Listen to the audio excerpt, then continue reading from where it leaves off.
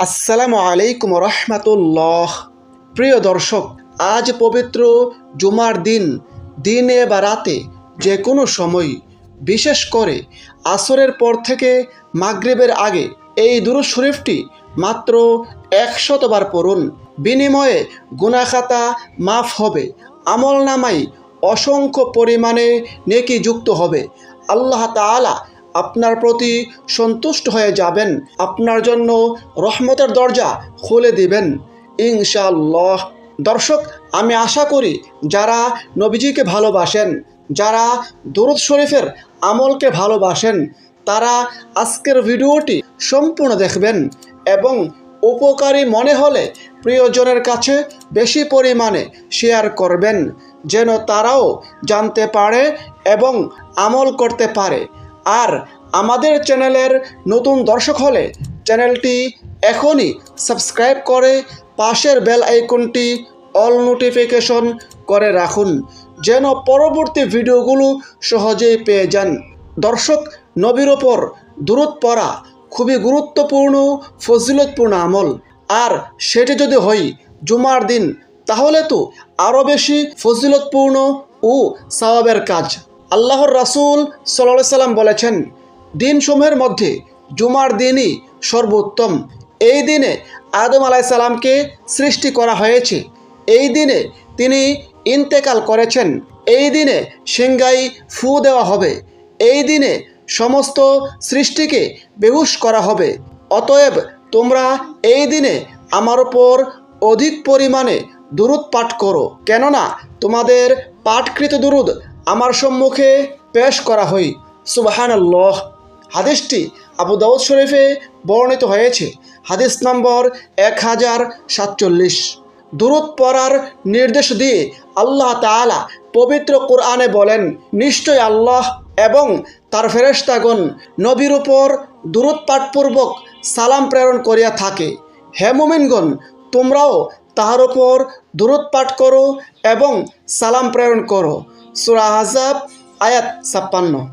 হযরত আব্দুল্লাহ ইবনে আমর ইবনে আস রাদিয়াল্লাহু আনহু হতে বর্ণিত আছে, আল্লাহর রাসূল সাল্লাল্লাহু আলাইহি সাল্লাম বলেছেন, যে ব্যক্তি আমার উপর একবার দুরূদ পড়বে, বিনিময়ে আল্লাহ তাআলা তার উপর 10টি রহমত নাজিল করবেন।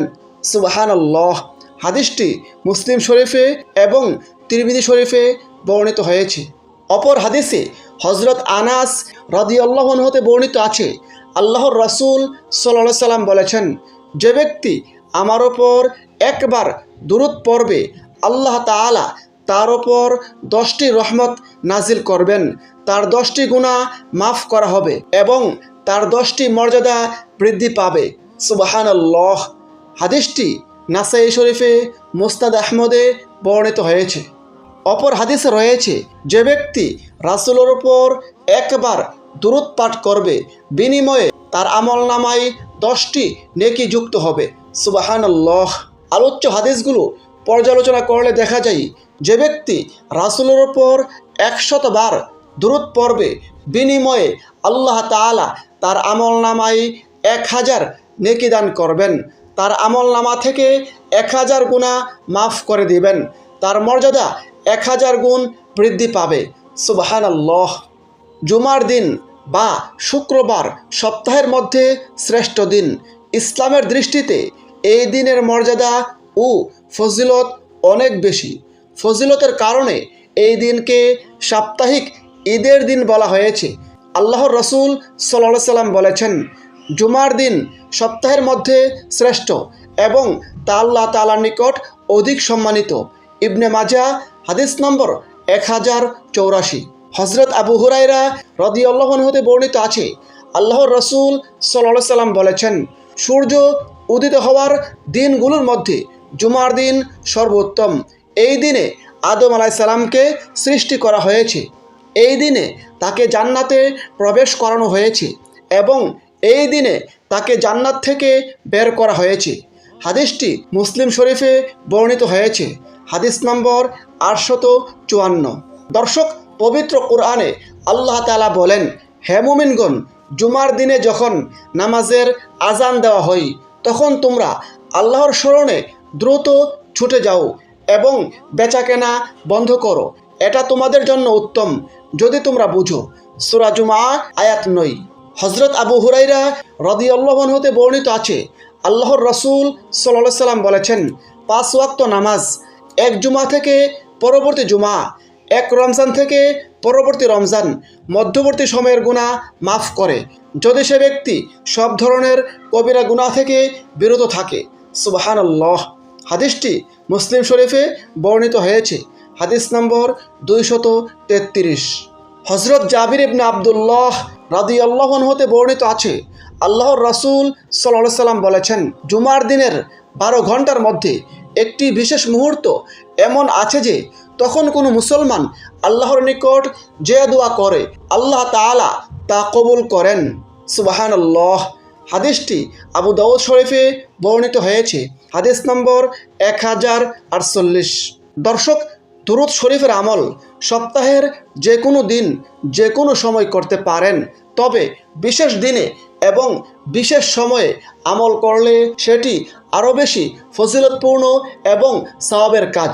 সুতরাং আজ পবিত্র জুমার দিনে বা রাতে যে কোনো সময়, বিশেষ করে আসরের পর থেকে মাগরিবের আগে এই দুরূদ শরীফটি অন্তত 100 বার পড়ুন। আল্লাহুম্মা সাল্লি আলা মুহাম্মাদিন আবদিকা ওয়া রাসূলিক ওয়া আলাল মুমিনিনা ওয়াল মুমিনাত ওয়াল মুসলিমিনা ওয়াল মুসলিমাত। আল্লাহুম্মা সাল্লি আলা মুহাম্মাদিন আবদিকা ওয়া রাসূলিক ওয়া আলাল মুমিনিনা ওয়াল মুমিনাত ওয়াল মুসলিমিনা ওয়াল মুসলিমাত। দর্শক, এখন আসুন এই দুরূদ শরীফের আমলটি কিভাবে করবেন সে সম্পর্কে জানিয়ে দেই। আপনি প্রথমে এক জায়গায় বসে চুপি চুপি 3 বার ইস্তেগফারের এই দোয়াটি পড়ুন। আস্তাগফিরুল্লাহ আল্লাযী লা ইলাহা ইল্লা হুয়াল হাইয়ুল কাইয়্যুম ওয়া আতুবু ইলাইহি। আস্তাগফিরুল্লাহ আল্লাযী লা ইলাহা ইল্লা হুয়াল হাইয়ুল কাইয়্যুম ওয়া আতুবু ইলাইহি। তারপর অন্তত 100 বার এই দুরূদ শরীফটি পড়ুন। আল্লাহুম্মা সাল্লি আলা মুহাম্মাদিন আবদিকা ওয়া রাসূলিক ওয়া আলাল মুমিনিনা ওয়াল মুমিনাত ওয়াল মুসলিমিনা ওয়াল মুসলিমাত। আল্লাহুম্মা সাল্লি আলা মুহাম্মাদিন আবদিকা ওয়া রাসূলিক ওয়া আলাল মুমিনিনা ওয়াল মুমিনাত ওয়াল মুসলিমিনা ওয়াল মুসলিমাত। এইভাবে 100 বার দুরূদ শরীফটি পড়ার পর সর্বশেষে 2 হাত তুলে বিনয়ের সঙ্গে আল্লাহ তাআলার কাছে কাকুতি মিনতি করে নিজের জীবনের সমস্ত গুনাহ খাতার জন্য ক্ষমা প্রার্থনা করুন। আল্লাহ তাআলা ক্ষমা করে দিবেন। আল্লাহ তাআলার কাছে নিজের সকল প্রয়োজন তুলে ধরুন। আল্লাহ তাআলা আপনার সকল প্রয়োজন পূরণ করে দিবেন ইনশাআল্লাহ। মহান আল্লাহ তাআলা আমাদের সকল মুসলিম উম্মাহকে রাসূলের উপর বেশি বেশি পরিমাণে দুরূদ পড়ার তৌফিক দান করুন। আমিন। আসসালামু আলাইকুম ওয়া রাহমাতুল্লাহ।